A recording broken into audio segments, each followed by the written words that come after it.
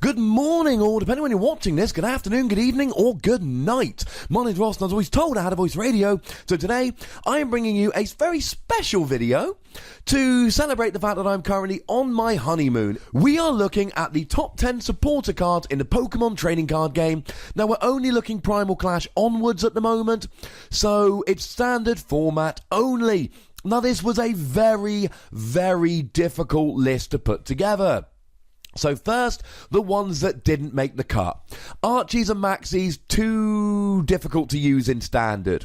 Team Skull Grunt, good, not seeing quite enough play. Ace Trainer, good, but only really in Greninja, not seeing much play at the moment. Shauna, massively outclassed by N. Fisherman, only really seeing play in Volcanion. Lily, we don't know if it's good enough yet. Wally is really nice, but again, it was more of a Greninja only card, and Trevenant in Expanded, I suppose. Judge has really dropped off the map. We don't need it like we used to. Misty's Determination has always been a bit of a tech. Skylar is a card that sees a little bit of play here or there, but not enough to get on the list. And Olympia has seen quite a bit of play lately. It just hasn't managed to get itself into the top 10. So I've tried to do my very best to get the most played, most useful, etc. supporters in here. I hope you appreciate it. In at number 11, I couldn't do a top 10. It's Professor KUKUI. Draw 2 cards, do an extra 20 damage. It's like Giovanni's scheme, but you get to do both types.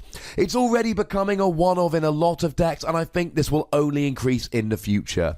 The extra 20 damage allows you to hit those numbers while drawing extra cards. It is deserving of being put at number 11. In at number 10, Ninja Boy. You get to switch one basic Pokemon on the field for another. And it's a surprise factor here. I've only got a Shaman in my hand, I've got to bench it, I've got to attach a double colourless to Shaman, but next turn I can just Ninja Boy and then I've got a double colourless on a Tauros. It really made the Vileplume box deck with Jolteon, Glaceon, Regice, etc. using Ninja Boy to switch between them. It's not seen a huge amount of play in every deck, which is why it's quite far down on the list. But using Ninja Boy into a Tauros on a damage DX is still one of the coolest plays we have. That's why it gets in at number 10. In at number 9, Team Flare Grunt. Discard an energy of any description attached to your opponent's active. Now you can combine this with cards like Crushing Hammer and Enhanced Hammer in a really fun energy denial style deck. You can use it as part of a deck like Umbreon, like Tauros, or you can just put one or two of these into Yveltal decks. We've seen it all. It's a good card either as a tech or as a real part of your strategy. And like every card on this list, it can be reused with Versus Seeker, but I think this, more than most, you really don't need it in some matchups, and it becomes vital in others. That's why it's in at number 9. In at number 8, Pokémon Ranger. Now, people have been playing a bit less of this lately, and they've been punished. Cards like Jolteon, Glaceon, Regice really punish people who aren't playing Pokémon Ranger. And it's seeing play in decks like Volcanion and Lapras, because you're not allowed to attack next turn. Oh no, wait, yes you are, because Pokemon Ranger comes in. It removes any effects on the Pokemon players, etc. It gets rid of anything else that the card did, the attack did on the previous turn. So Jolteon no longer blocks attacks and basics. Lapras now can attack next turn. So much, and this is a card which will only get more and more useful in the future as more and more interesting cards are revealed. That's why it comes in at number 8. In at number 7, Pokemon Center Lady. Heals 60 damage and special conditions. And you know what? This has seen play in everything. Gardevoir's played it. Eviltal's played it. Volcanion's played it. Every deck has played this at some point. Now, it's not been played in every version of the deck, but it has seen play in so many things. It gets rid of those pesky special conditions that might hurt you. Say a Froakie's paralyzed you to buy a turn. Oh no, wait. In comes Pokemon Center Lady, and you heal 60 damage. Stops your opponent being able to hit the numbers they need to get the KO. Very versatile card that really fits in every deck, and that's why it comes in at number 7. In at number 6, Teammates. Now, Teammates I wouldn't be mad at you if you put this slightly higher or lower in the list. Teammates hasn't been played in that many decks, but it's so good in the ones it is. It sees play in decks like Vespiquen or Gyarados. If you expect something to get KO'd every turn, then you play Teammates, something's been KO'd, you can search for any 2 cards. And it just helps you in the following turn. Helps search for cards like Stadiums or Special Energy that you can't really search for any other way. And it helps these decks like Vespiquen and Gyarados to really thrive where they otherwise might not be able to. It makes the decks viable, and although it doesn't have quite the range of uses some of the others do, how useful it is in the decks that do use it means it's deserving of coming in at number 6. Coming in at number 5, Delinquent, a card which had quite a slow start in the Pokémon Trading Card Game. Didn't see play for a little while, and then it started taking off as a one-off tech in decks like Yveltal and Darkrai. And good players are seeing the power of this, and what I'm seeing more and more of is really top players, no names, play Delinquent, and other people can't find the space for it. You discard a Stadium in play, really good, because Rayquaza wants his Skyfield, Decidueye wants his Forest of Giant Plants, etc. But it also means your opponent has to discard free cards from their hand. Now they get a choice of which free cards to discard, except if they've only got 3 or fewer cards in hand. And they have a 0-card hand.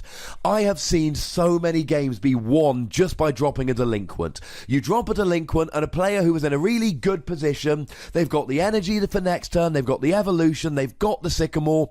Now you discard it all with Delinquent, they draw nothing and lose in 4 or 5 turns time. Delinquent wins games like no other card on this list. And that's why it's got to come in at number 5. And then there's a fairly large gap, because the top 4, I think, are in a league all of their own. I struggled with the list as a whole here, because we've got so many good supporters. I didn't struggle with the top 4, although again, if you wanted to change the order of the top 4, I wouldn't be terribly upset. In at number 4, Hex Maniac. Just shuts off abilities for a turn, and it's got so many uses. Your opponent can't play a Shaman, so you have a really good turn 1, finish it by playing a Hex Maniac, and then your opponent on their first turn isn't able to get set up because they can't play Shaman. Against Volcanion, it stops Steam Up so they can't get the KO.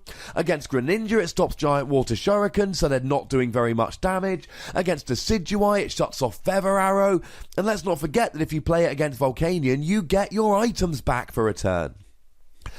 Even decks that don't rely on abilities generally rely on Shaman, and for that reason Hex Maniac is just too good against too many decks. It's gotta come in at number 4. In at number 3, Lysandre. Lysandre is played in every deck, and if it isn't played in a deck, it probably should be. You just get to drag something from the bench into the active. Now, sometimes you might want to find something like a Hooper and strand it in the active because it can't retreat. Buy yourself a couple of turns to set up, and if they can't retreat, you can 2 or 3 hit KO it for 2 prizes. But this just gets you the last couple prizes. Now, I said Delinquent wins games, and it does. Lysandre wins in a different way. Lysandre is, look, I'm putting you on a clock.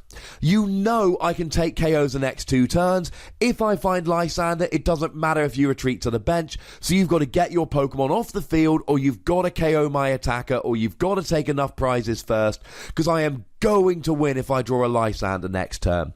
This format has really been categorized by players looking for a Lysandre for the win. If they've got a Lysandre, they win the game. That's kind of the point with Lysandre. And to be honest, 3rd place might be a bit low. In at number 2, N. N is such a good card.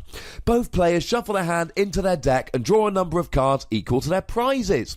So, early game, both players have 6 prizes remaining, both players get 6. But N does 2 things. It gets you cards, but it disrupts your opponent. So some decks, like Speed Darkrai, want to take a lot of early prizes, and then you want to try and end them to run them out of steam. Something like Gyarados needs the Magikarps that are damaged. They need Team Magma's secret base to do that. They need the Gyarados. They need the double colourless energy. They're likely to get a good start, so what do? They take the first few prizes. You play an N. They don't draw anything off the N. You win the game. I've seen so many games won just because a player dropped N at the right time. But in at number 1, it could only be Professor Sycamore. And I feel good about putting this number 1. Now, I know some people might want N or Lysandre. I'm going Professor Sycamore, and the reason is it's too good. It is often described as the best supporter we have, and you know what? I agree with it. Discard your hand, draw 7 cards. Now, I know sometimes you discard cards that you don't want to discard.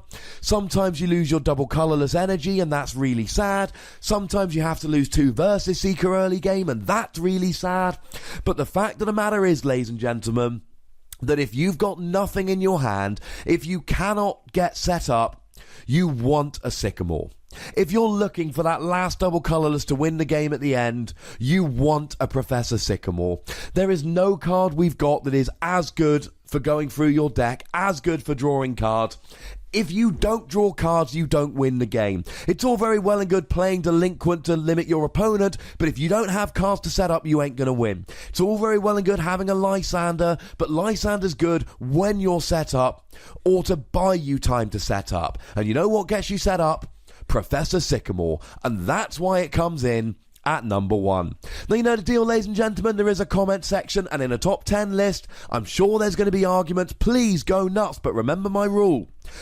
Tell me you want to move a card up, but tell me cards you would move down. You can't just move 3 cards up in a top 10 list. You got to move 3 cards down in their place. Make sure you like this video. Make sure you subscribe to this channel if you haven't done so already.